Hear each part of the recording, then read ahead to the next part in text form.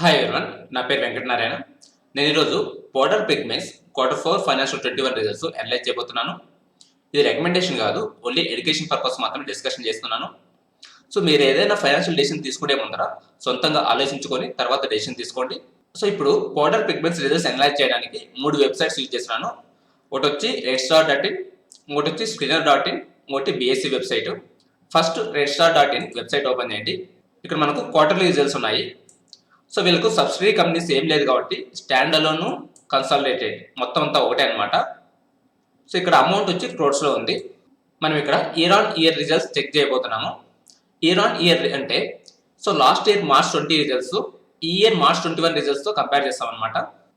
ఇక్కడ net sales March 20లో sales ఎంత ఉందంటే 76.9 crores ఉంది. 21లో చూస్తే 80.92 crores అనమాట. ఇక్కడ 5.23% సేల్స్ పెరిగినాయి అనమాట. ఇది పాజిటివ్ పాయింట్. అలాగే మనం 2021 రిజల్ట్స్ చెక్ చేసే ముందర సో కోవిడ్ లాక్డౌన్స్ కూడా గుర్తుపెట్టుకోవాలన్నమాట. అది చాలా ఇంపార్టెంట్. సో లాక్డౌన్ వల్ల వీళ్ళ సేల్స్ తగ్గే ఛాన్సెస్ ఉంటాయన్నమాట. ఇది ఈ కంపెనీకి కాదు, ఏ కంపెనీకైనా మనము 2021 రిజల్ట్స్ చెక్ చేసేటప్పుడు లాక్డౌన్ కూడా గుర్తుపెట్టుకోవాలన్నమాట. ఇక్కడ సేల్స్ వచ్చి 5.23% పెరిగింది. సో ఇది పాజిటివ్ పాయింట్ అనమాట. తర్వాత ఎక్స్పెన్సెస్ చూస్తే ప్రీవియస్ ఇయర్ వచ్చి 69.9 crores, ఈ సంవత్సరం వచ్చి 68.06 crores అనమాట. సో ఇక్కడ సేల్స్ అనేది పెరిగింది, ఎక్స్పెన్సెస్ అనేది తగ్గింది అనమాట. సో ఇది పాజిటివ్ పాయింట్ అనమాట. తర్వాత EBITDA సో ప్రీవియస్ ఇయర్ వచ్చి 6.9 crores, ఈ సంవత్సరం వచ్చి 12.8 crores అనమాట. ఇది EBITDA 85% పెరిగింది అనమాట. సో ఇది positive point. So EBITDA margins ఎంత ఉందంటే 7.9% నుండి 13.98% పెరిగింది అనమాట. సో ఇది పాజిటివ్ పాయింట్. ఇక్కడ మార్జిన్స్ అనేది డబుల్ అయింది అనమాట. సో ఇది పాజిటివ్ పాయింట్. తర్వాత అదర్ ఇన్కమ్ చూస్తే ప్రీవియస్ ఇయర్ వచ్చి 1.69 crores ఉంది, ఈ సంవత్సరం నుంచి 0.09 crores, అంటే చాలా తక్కువ అనమాట. ఇది నెగ్లిజిబుల్. సో ఇక్కడ అదర్ ఇన్కమ్ అనేది తగ్గిందనమాట. సో ఇది పాజిటివ్ పాయింట్. తర్వాత ఇంట్రెస్ట్ చూసినట్టే ప్రీవియస్ ఇయర్ 0.08 crores, ఈ ఇయర్ వచ్చి 0.08 crores, అంటే వీళ్ళు ఇంట్రెస్ట్ అనేది చాలా తక్కువ పే చేస్తున్నారు. సో అంటే ఈ కంపెనీ వచ్చి జీరో డెప్ట్ కంపెనీ అనమాట. ఇది చాలా మంచి విషయం అనమాట. సో ఇది పాజిటివ్ పాయింట్, అంటే వీళ్ళకు అప్పులు అనేది ఏం లేదనమాట. తర్వాత profit before tax previous year వచ్చి 7.8 crores, ఈ సంవత్సరం వచ్చి 12.35 crores అనమాట.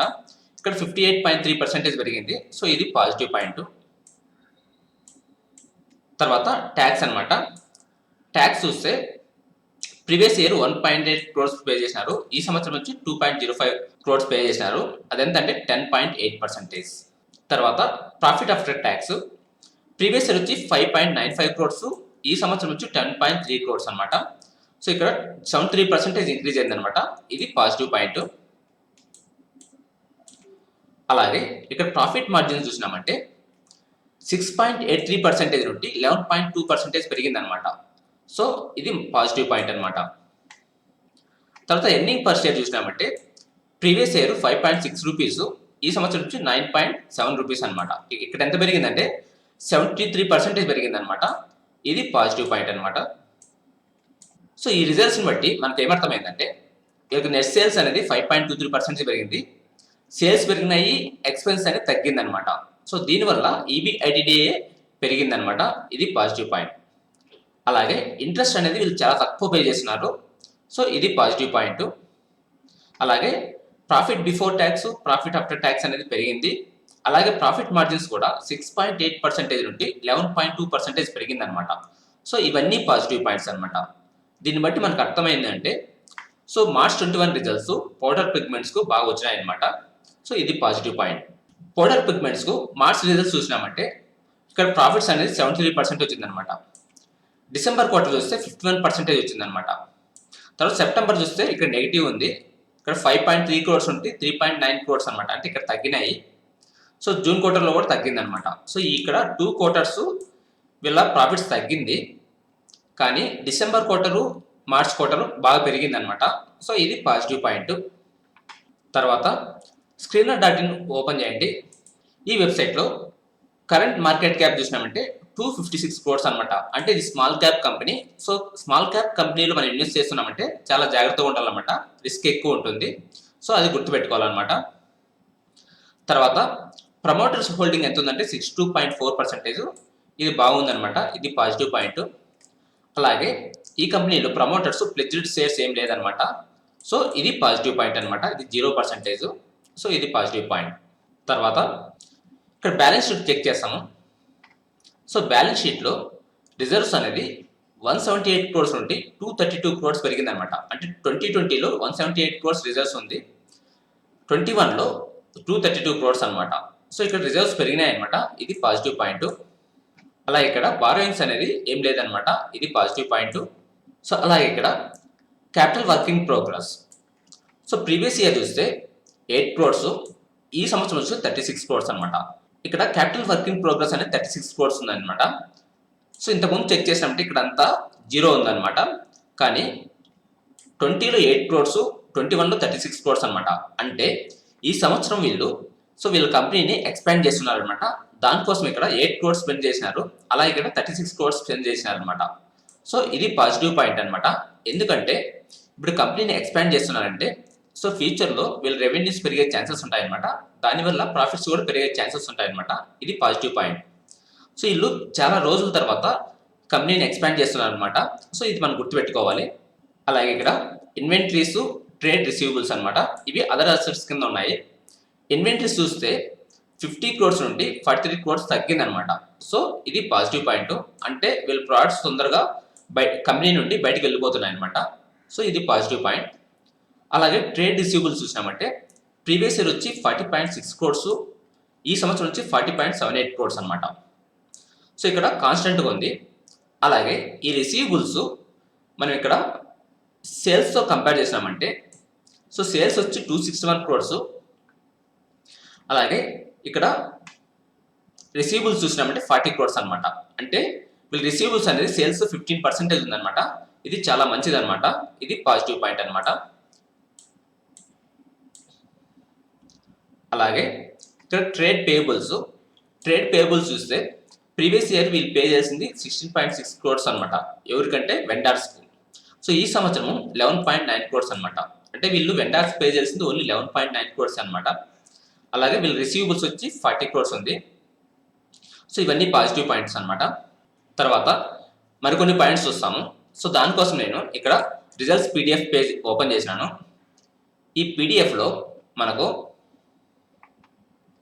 సో ఇక్కడ ఒక పాయింట్ ఉందన్నమాట. The board has recommended dividend of 2.5 rupees for share.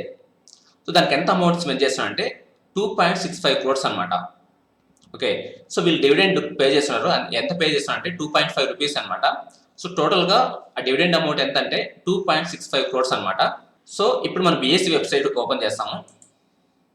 So ఇక్కడ కార్పొరేట్ యాక్షన్స్లో సో ఇంతకుముందు డివిడెండ్ ఎప్పుడు ఇచ్చారంటే 2019 అనమాట. 2019లో వీళ్ళు ఎంత ఇచ్చారంటే 3 రూపీస్ అనమాట. 2018లో 3.5 రూపీస్ అనమాట. 2017లో 3.5 రూపీస్, 2016లో 2.5. ఇది అబ్జర్వ్ చేయండి. 2006లో 2.5, తర్వాత 2017లో 3.5, తర్వాత 2018 3.5, తర్వాత 3 అనమాట. సో ఇక్కడ 3 ఇయర్స్ డివిడెండ్ అనేది పెరుగుతూ వచ్చింది. తర్వాత 2019లో చూస్తే తగ్గిందనమాట. తర్వాత 2020లో చూస్తే వీళ్ళు డివిడెండ్ ఇవ్వలేదన్నమాట.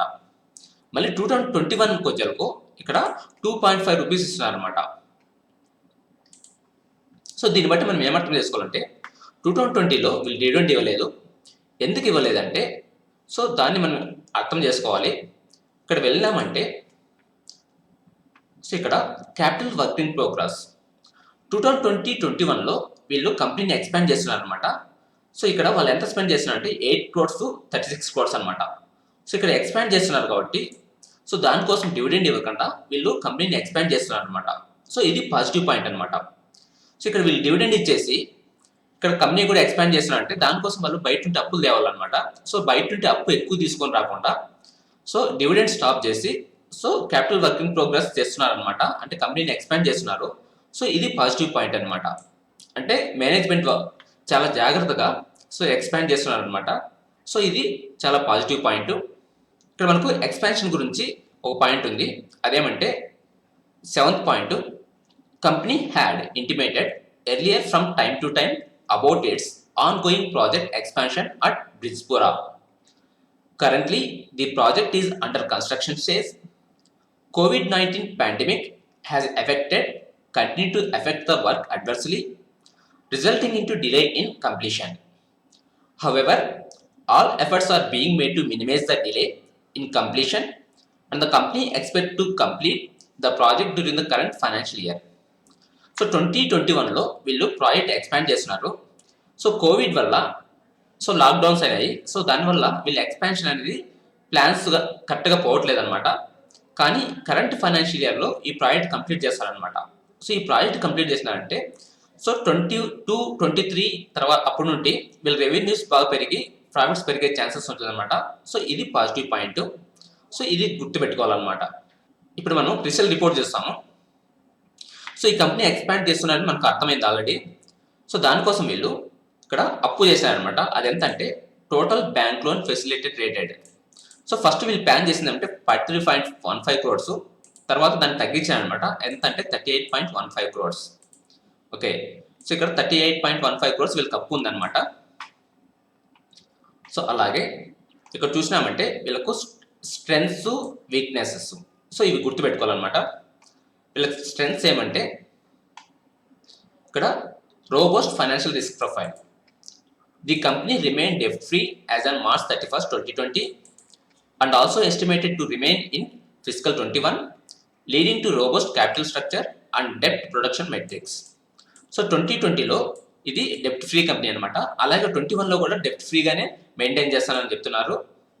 ఎందువల్లంటే ఇక్కడ రోబస్ట్ క్యాపిటల్ స్ట్రక్చర్ అండ్ డెప్ట్ ప్రొడక్షన్ మెట్రిక్స్. సో దీనివల్ల వీళ్ళ అప్పులు అనేది చాలా తక్కువ మెయింటైన్ చేస్తున్నారు అనమాట.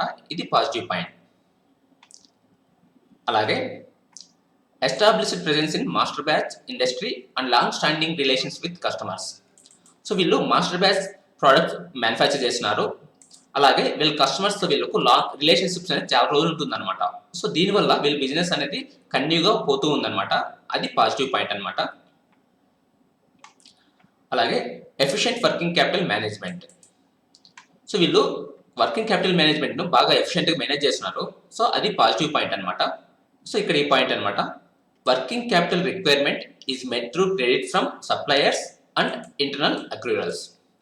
సో వీళ్ళు బిజినెస్ డైలీ రన్ చేయడానికి అమౌంట్ సప్లయర్స్ క్రెడిట్గా తీసుకుంటున్నారు, అలాగే ఇంటర్నల్గా కలెక్ట్ చేస్తున్నారు అనమాట. సో దానివల్ల వీళ్ళు కంపెనీ బాగా మెయింటైన్ చేస్తున్నారు. సో ఇది పాజిటివ్ పాయింట్ అనమాట. తర్వాత వీక్నెసెస్. సో ఈ వీక్నెసెస్ మీద మనం బాగా ఎక్కువ కాన్సన్ట్రేట్ చేసుకోవాలన్నమాట. సో ఫస్ట్ వన్ ఏమంటే muted revenue growth. The company operated at almost full capacity over the 5 fiscal through 2020, resulting in muted revenue growth. So already ఇక్కడ ఇంతకుముందు చెక్ చేసినాము. అదేమంటే ఇక్కడ క్యాపిటల్ వర్క్ ఇన్ ప్రోగ్రెస్. ఇంతకుముందు అంతా వీళ్ళు క్యాపిటల్ వర్క్ ఇన్ ప్రోగ్రెస్ అనేది ఏం లేదనమాట, అంతా జీరో ఉందన్నమాట. అంటే వీళ్ళు చాలా సంవత్సరాల నుండి కంపెనీ అనేది ఎక్స్పాండ్ చేయలేదన్నమాట. సో దానివల్ల వీళ్ళ రెవెన్యూస్ అనేది కాన్స్టెంట్గా ఉన్నాయన్నమాట. సో ఇక్కడ 318 crores, 326, 329, 334, 357, 357. సో ఇక్కడ వీళ్ళ సేల్స్ అనేది కాన్స్టెంట్గా ఉందన్నమాట. సో తర్వాత March 21 అంటే ఇక్కడ లాక్డౌన్స్ వల్ల వీళ్ళ సేల్స్ తగ్గినాయి అనమాట. సో సేల్స్ తగ్గినాయి కానీ ప్రాఫిట్స్ అనేది పెరిగిందనమాట. అంటే వీళ్ళ ప్రోడక్ట్ ప్రైసెస్ పెరిగినాయి అనమాట. సో ఇది పాజిటివ్ పాయింట్ అనమాట. సో ఇక్కడ సేల్స్ అనేది కాన్స్టెంట్గా ఉన్నాయి ఎందుకంటే వీళ్ళు మ్యానుఫ్యాక్చరింగ్ అనేది ఫుల్ కెపాసిటీ రన్ చేస్తున్నారు అనమాట. సో దానివల్ల వీళ్ళ రెవెన్యూస్ అనేది కాన్స్టెంట్గా ఉన్నాయన్నమాట. సో అందువల్ల ఇక్కడ రెవెన్యూస్ కాన్స్టెంట్గా ఉన్నాయి కాబట్టి ఇప్పుడు 2021లో వీళ్ళు కంపెనీని ఎక్స్పాండ్ చేస్తున్నారు అనమాట. సో దానివల్ల మనకు ఫ్యూచర్లో రెవెన్యూస్ పెరిగే ఛాన్సెస్ ఉంటాయన్నమాట. సో ఇది మనం గుర్తుపెట్టుకోవాలన్నమాట. ఇది చాలా ఇంపార్టెంట్. తర్వాత intense competition. Large and organised players such as PPL offer superior quality products at competitive prices because of economies of scale and access to advanced technology. So powder pigments వాళ్ళు ఇది organised player కాబట్టి వీళ్ళు products superior క్వాలిటీతో వస్తారు. So అది positive point అనమాట. కానీ ఇక్కడ they face competition from numerous players catering to local customers. కానీ లోకల్ కస్టమర్స్కు వీళ్ళు చాలా కాంపిటీషన్ ఫేస్ చేసే ఛాన్సెస్ ఉంటుంది అనమాట. అది ఒక నెగిటివ్ పాయింట్. తర్వాత ఇది expose to project related risk. Already మనం ఇంతకుముందు చెక్ చేసినాము ఏమంటే 20లో 21లో వీళ్ళు కంపెనీ ఎక్స్పాండ్ చేసినారు. సో దాని గురించి ఇక్కడ ఒక పాయింట్ ఉందన్నమాట. అదేమంటే expose to project related risk.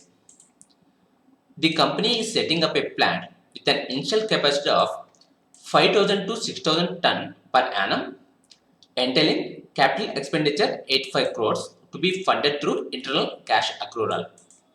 So వీళ్ళు 2021లో కంపెనీ ఎక్స్పాండ్ చేసినారు. దానివల్ల 5,000 to 6,000 turns per annum manufacture చేస్తారనమాట. సో దానికోసం వీళ్ళు 85 crores స్పెండ్ చేస్తున్నారు అనమాట. సో అది ఎక్కడ నుండి తెచ్చుకుంటారంటే ఇంటర్నల్ అక్రూవల్ చేస్తున్నారు. The project is expected to be completed by July August 21. So ఈ ప్రాజెక్ట్ అనేది జూలై ఆగస్ట్ 21లో కంప్లీట్ కావాలన్నమాట. కానీ ఆల్రెడీ ఇక్కడ మనం ఈ పాయింట్ చెక్ చేసినాము. ఇక్కడ లాక్డౌన్స్ వల్ల ఈ కంపెనీ ఎక్స్పాన్షన్ అనేది డిలే అవుతుందన్నమాట. కానీ కరెంట్ ఫైనాన్షియల్ ఇయర్లో ఇది కంప్లీట్ అవుతుందన్నమాట. సో ఇది పాజిటివ్ పాయింట్. ఆ పాయింట్ ఇక్కడ ఉందన్నమాట. సో మనం ఏదైనా కంపెనీని ఫండమెంటల్గా అనలైజ్ చేసినప్పుడు మనకు ఎక్కడెక్కడో ఏదో పాయింట్స్ దొరుకుతుంటాయి అనమాట. సో ఈ పాయింట్ను ఇంకో దగ్గర ఉన్న పాయింట్కు లింక్ చేసుకోవాలన్నమాట. లింక్ చేసుకుని అప్పుడు మనం ఒక స్టోరీ తయారు చేసుకోవాలన్నమాట. సో అప్పుడే మనము ఏదైనా స్టాక్లో లాంగ్ టర్మ్ ఇన్వెస్ట్ చేయగలము. సో ఇక్కడ ఈ పాయింట్ను సో ఇక్కడ మేనేజ్మెంట్ చెప్తున్న పాయింట్ కంపేర్ చేసుకొని సో ఏది కరెక్ట్ ఏది రాంగ్ అనేది మనం చెక్ చేసుకోవాలన్నమాట. సో ఇక్కడ మనకు మ్యాచ్ అవుతుందన్నమాట. సో ఇక్కడ కోవిడ్ వల్ల లాక్డౌన్స్ వల్ల సో ఇక్కడ ప్రాజెక్ట్ అనేది డిలే అవుతుందన్నమాట. సేమ్ ఇక్కడ వీళ్ళు మేనేజ్మెంట్ అని ఇక్కడ మెన్షన్ చేశారు.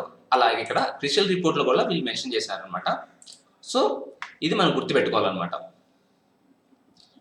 Timely implementation of the project, stabilization of operations and commensurate ramp-up of sales will remain critical to achieve growth in revenue and profitability and hence will be monitored closely. So ఈ company అనేది ఎప్పుడు complete అవుతుంది expansion అనేది మనం క్లోజ్గా monitor చేసుకోవాలన్నమాట.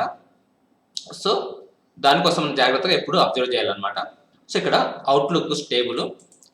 So Porter pigments will continue to benefit from it's establish presence in the master batch industry and will sustain it's healthy cash accrual and strong financial risk profile. So వీళ్ళకి అప్పులు అనేది చాలా తక్కువ ఉంది కాబట్టి సో ఫైనాన్షియల్ రిస్క్ అనేది చాలా తక్కువ అనమాట. సో అది పాజిటివ్ పాయింట్. అలా ఇక్కడ అప్వర్డ్ ఫ్యాక్టర్స్ ఉంది. Sustained increase in revenue by 15% and in operating margin by 200 basis points leading to hire cash accrual, improvement in the working capital cycle, timely completion of the project. So ఇప్పుడు 2021లో వీళ్ళు expand చేస్తున్నారు కాబట్టి దానివల్ల ఫ్యూచర్లో revenues పెరిగే chances ఉంటాయి. దానివల్ల margins కూడా పెరిగే ఛాన్సెస్ ఉంటాయి అనమాట. ఇవన్నీ పాజిటివ్ పాయింట్స్ అనమాట. సో మనం గుర్తుపెట్టుకోవాల్సిందంటే ఈ ప్రాజెక్టు వీళ్ళు ఎంత లోపల కంప్లీట్ చేసి దాన్ని ఎంత తొందరగా స్టార్ట్ చేస్తారనేది మనం అబ్జర్వ్ చేసుకోవాలన్నమాట. అది ఇంపార్టెంట్ పాయింట్. తర్వాత ఇప్పుడు వాల్యుయేషన్ చెక్ చేస్తాను. సో రిజల్ట్స్ రాకముందు దీని పిఈ ఎంత ఉందంటే 13.19 అనమాట. రిజల్ట్స్ వచ్చిన తర్వాత దాని ఎర్నింగ్ పర్ షేర్ ఎంత ఉందంటే 22.32 అనమాట. సో కరెంట్ ప్రైస్ వచ్చి 240 రూపీస్. 240 divide by 22.32. సో ఇక్కడ కరెంట్ పిఈ వచ్చి 10.75 అనమాట. అంటే రిజల్ట్స్ రాకముందు పిఈ వచ్చి 13.19, రిజల్ట్స్ వచ్చిన తర్వాత పిఈ వచ్చి 10.75 అనమాట. అంటే ఇక్కడ పిఈ తగ్గింది. ఎందుకు తగ్గిందంటే వీళ్ళ ప్రాఫిట్స్ బాగా వచ్చినాయి అనమాట. దానివల్ల పిఈ కూడా 13.19 నుండి 10.75 తగ్గింది అనమాట. సో ఇది కరెంటు అండర్ వాల్యూడ్ అనమాట. అలాగే సో ఇక్కడ 3 years మీడియం పిఈ చూసినామంటే 10.81. సో కరెంట్ పిఈ వచ్చి 10.75. సో 10.75 అంటే కరెంట్ పిఈ వచ్చి 3 years మీడియం పిఈకి దగ్గరగా ఉందన్నమాట. సో అలాగే కరెంట్ మార్కెట్లో సో ఇంత తక్కువ పిఈతో దొరకడం అనేది మంచిదన్నమాట. సో కరెంట్ పౌడర్ పిగ్మెంట్స్ అనేది అండర్ వాల్యూడ్. ఎందుకంటే సో రిజల్ట్స్ అనేది బాగా వచ్చింది. అలాగే చాలా సంవత్సరాల తర్వాత వీళ్ళు 2021లో కంపెనీ ఎక్స్పాండ్ చేస్తున్నారు. సో దానివల్ల నెక్స్ట్ ఇయర్ నుండి రెవెన్యూస్ పెరిగే ఛాన్సెస్ ఉంటాయన్నమాట. సో అది పాజిటివ్ పాయింట్. అలాగే ఇక్కడ మార్కెట్ క్యాప్ పర్ సేల్స్ చూసినామంటే సో వీళ్ళ ప్రాఫిట్స్ బాగా వస్తున్నాయి. అలాగే మార్కెట్ క్యాప్ పర్ సేల్స్ అనేది 0.99 అంటే 1 ఉందన్నమాట. సో ఇది పాజిటివ్ పాయింట్ అనమాట. ఇది చాలా చీప్గా దొరుకుతుంది అనమాట. అలాగే ఇక్కడ ఎర్నింగ్ పర్ షేర్ చూసినామంటే 2020లో చూస్తే వీళ్ళ ఎర్నింగ్ పర్ షేర్ 1.5 రూపీస్ అనమాట. 21 పూజలకు ఇది 9.7 రూపీస్ అనమాట. ఇది చాలా బాగా పెరిగింది అనమాట. సో ఇది పాజిటివ్ పాయింట్ అనమాట. సో అలాగే వీళ్ళకి డెప్ట్ అనేది చాలా తక్కువ ఉంది, అది 0 ఉందన్నమాట. సో ఇది కూడా పాజిటివ్ పాయింట్ అనమాట. సో ఓవరాల్గా పోడర్ పిగ్మెంట్స్ అనేది 10.8 PE దగ్గర దొరుకుతుంది. ఇది చీప్గా ఉంది. అలాగే మార్కెట్ క్యాప్ పర్ సేల్స్ చూసినామంటే 1 ఉంది. సో దాన్ని బేస్ చేసి కూడా ఇది చీప్గా ఉంది. అలాగే ఇక్కడ రిజల్ట్స్ అనేది బాగా వచ్చిందనమాట. సో ఇది కూడా పాజిటివ్ పాయింట్. అలాగే వీళ్ళకి అప్పులు అనేది 0 అనమాట. సో అది ఒక పాజిటివ్ పాయింట్. అలాగే 21లో వీళ్ళు కంపెనీ ఎక్స్పాండ్ చేస్తున్నారు. సో దానివల్ల ఫ్యూచర్లో వీళ్ళ ప్రాఫిట్స్, రెవెన్యూస్ పెరిగే ఛాన్స్ ఉంటుందన్నమాట. అది కూడా positive point. That's it for today. Thank you for watching. Have a nice day.